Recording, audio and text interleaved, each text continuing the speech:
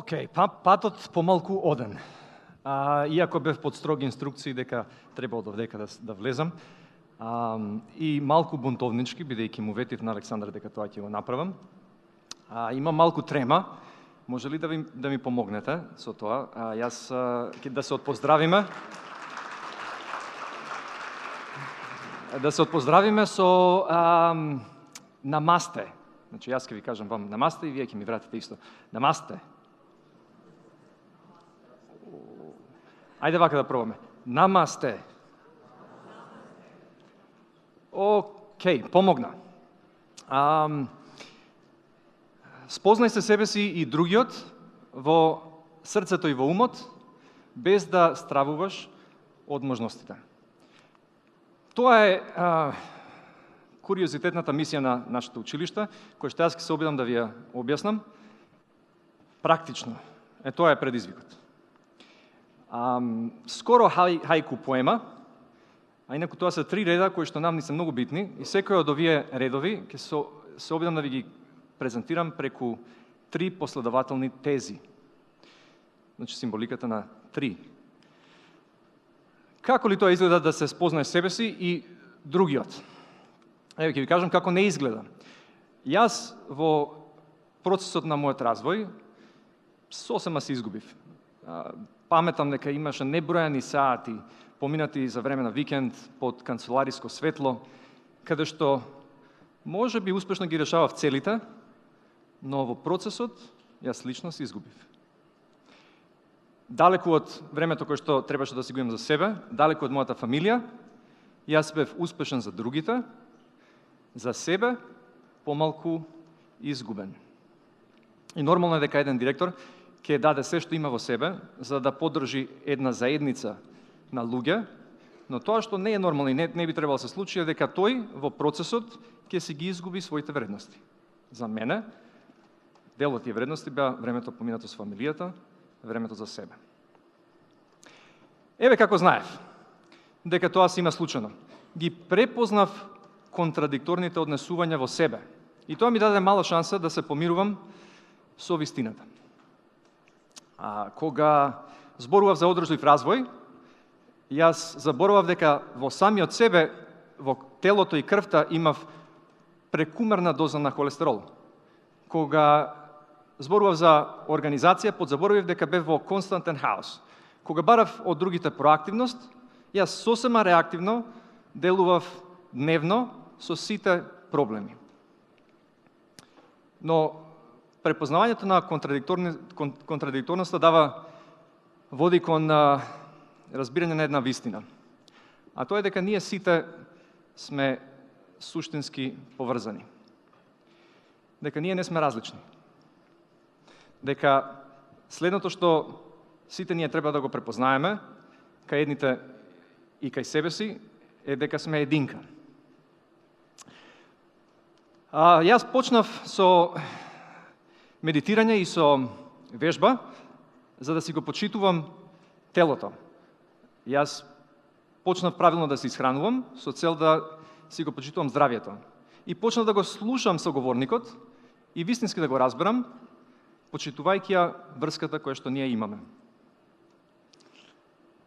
И конечно моментот на сопственото откровение дојде не толку одамна, во далечната Индија, каде што имав сосема неочекуван разговор со еден енормно богат човек, кој што беше во процесот на напуштање на своето богатство, значи секако не Субрата Рој, но сосема можно уште побогат.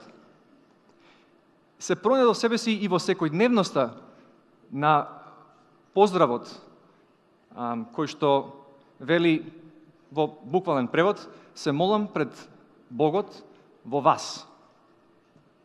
Разбрав дека ние во суштина треба да се почитуваме, дека својата сопствена почит не може да изгледа никако поинаку, освен и единствено преку почита кон другиот. Целосно. И балансот и небалансот кој што ние во себе си го имаме и го проектираме нанадвор, во надворешната средина, тој нам ни се враќа преку преку луѓето кои што се нам блиски, како слика во огледало. И тогаш конечно разбрав дека ние не само што не сме различни, ние сме исто. Ова е навидум мојата кожа, односно граница помеѓу мене и надворешниот свет, значи вас, но ја добивам 5 за ова, уствари не сум ни на третина од презентацијата, тоа е проблем.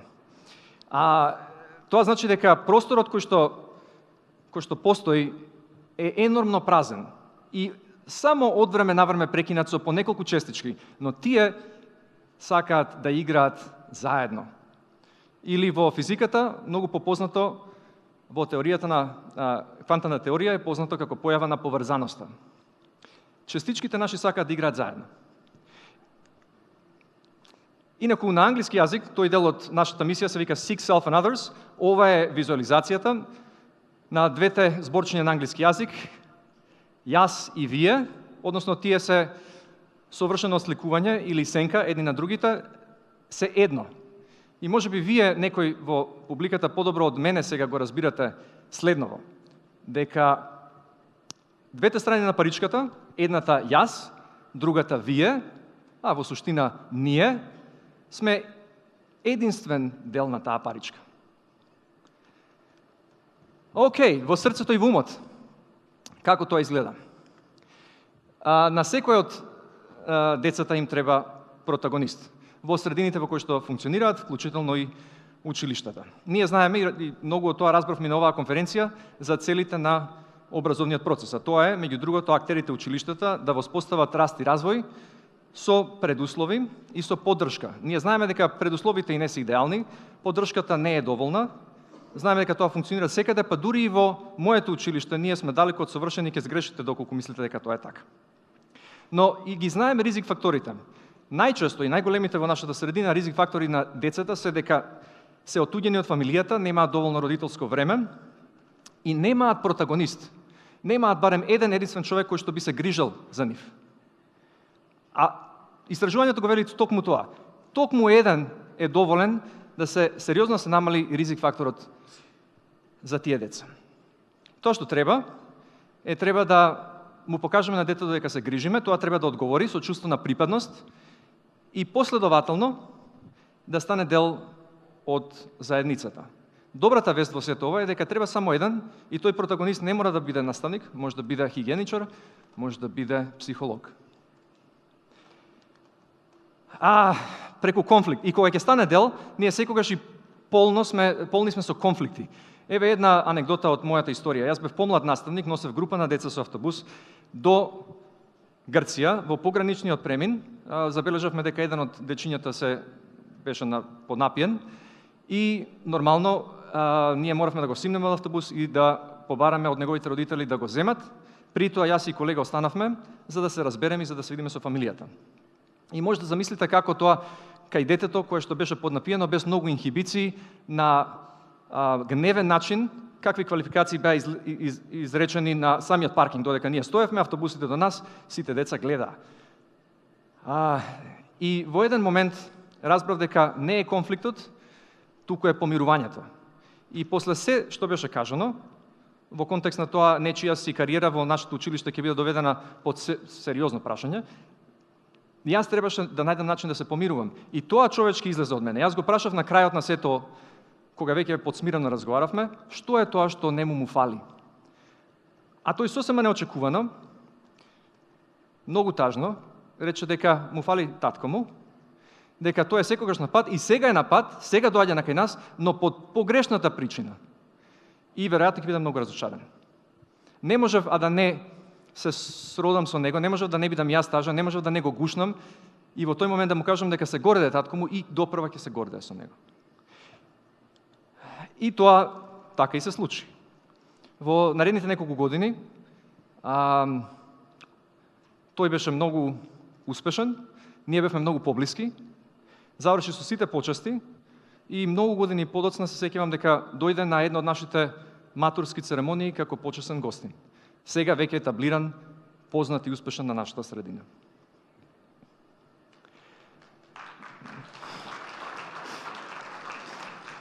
Или ме бркате, или ви се допаѓа тоа што ви го кажав. Успехот секогаш ќе следи. Но тој секако ќе го почека и отворениот ум, но и пред него ќе го почека срцето да почне да припаѓа. Ова е визуелната презентација, символичка презентација на вториот дел од нашата мисија, Во срцето и во умот, In Heart and Mind. И веројатно многу адекватно, бидејќи се работи за Леонардо, се работи во контекстот на Ренесансата, се работи за познатиот Витрувиец, се работи за како можеш и како уметник, и како научник, подеднакво, во пропорција, да создаваш. И што се може да направиш кога ќе ги ангажираш обете. И последното, малку кратам, бидејќи знам дека кај што добив петка, сега ќе добиам единица, веројатно, ако не и таа помината. Како да се ослободиме од стравот? Мислам дека тоа е веројатно и клучниот дел од нашата мисија. Без да стравуваш од тројка. Без да стравуваш од можностите. Можностите. Не од непознатото. Океј, стреми се кон месечината или на англиски moonshot. Илон Маск, кој што е големиот директор на авангардната фирма Тесла и SpaceX и наред други, многу често го користи овој термин, не е негов, од председателот Кенедија, кој што 63-та далечна година пред Конгресот американски го спомена ова во контекстот на храбриот стремеж, тогаш невозможен, да се прати човек на месечината. И само кратки 6 години подоцна, 69-та година, Аполо мисијата ги качи луѓето на месечината. Но, храбриот стремеж. Значи, ако резимираме, доколку разберете дека постои единство помеѓу вас и другиот, доколку влезете и со срцето и со умот, единствената последна работа која што треба да се случи е вие да се ослободите од стравот на можностите. А тој си доаѓа со големи стремежи. Тие се многу страшни, бидејќи малите, сите ние знаеме дека може да ги направиме. Големите не е толку едноставно. Но јас видов доволно на оваа конференција сега да видам дека многу луѓе се имаат ослободено на храбар начин да ги понудат своите идеи. Секоја чест. Правилната насока, успехот, никогаш не е линеарен и никогаш не е со чекорење со правилни чекори. Тоа е многу важно да го разбереме. Бидејќи луѓето подразбираат понекогаш дека треба да се бранат перцепциите на успех или да се градат перцепциите на успех. Не мислам дека нова училиштата, не гимназиите, училиштата нова, не мислам дека се успешни бидејќи се најдобри во се, далеку од тоа. Но мислам дека ставот наш е дека треба да се препознаат предизвиците. Треба да бидеме многу критични за да ги разбереме предизвиците и во контекст на тоа да бараме храбри решенија, да тие ни бидат двигател. Тоа не секогаш функционира во многуте наши организации во оваа средина. Ќе ви кажам дека за секои десетици дечиња од кај нас, каде што се запишуваат на Харвард, на Јейл, на Принстон, постојат стотици кои не се тамо.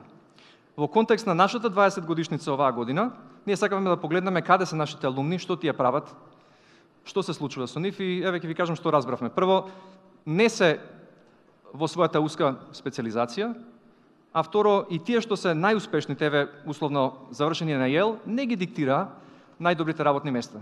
Значи, патот до успехот, дури во тој контекст, не толку линеарен, не со толку правилни чекори. И конечно, како да се ослободиме од стравот пред храбрите стремежи? Може би треба да препознаеме дека тоа е нормален и дека разликата помеѓу успех и неуспех не е во гениалноста на единствената идеја, туку е во мноштвото на храбри, но лоши идеи и отпорноста да се откажеш. И тоа визуелно некако вака изгледа според мене. Ова е слика од секвенца од филмот Матрикс, каде што проблемот беше виткањето на лажицата. Односно, проблемот е со физиката. Бидејќи таа не дозволува без надворешна сила таа лажица да се свитка. А одговорот е очекуван. Дона ќе се сложи како sci-fi фен.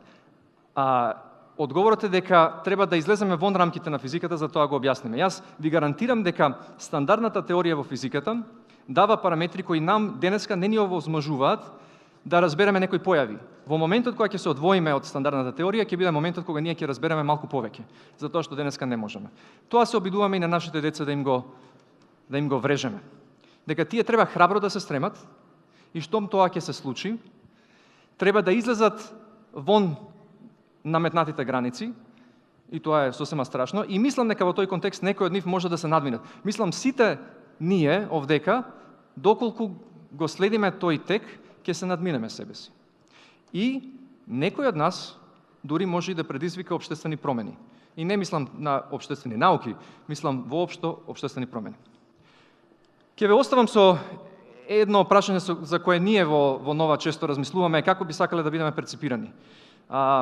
Не приватно училиште, американско училиште, меѓународно училиште и како и да не, туку дали би сакале да бидеме училиште кое што функционира по стандардна теорија и во рамки на системот, или социјална лабораторија за идни општествени храбри решенија. Ви благодарам.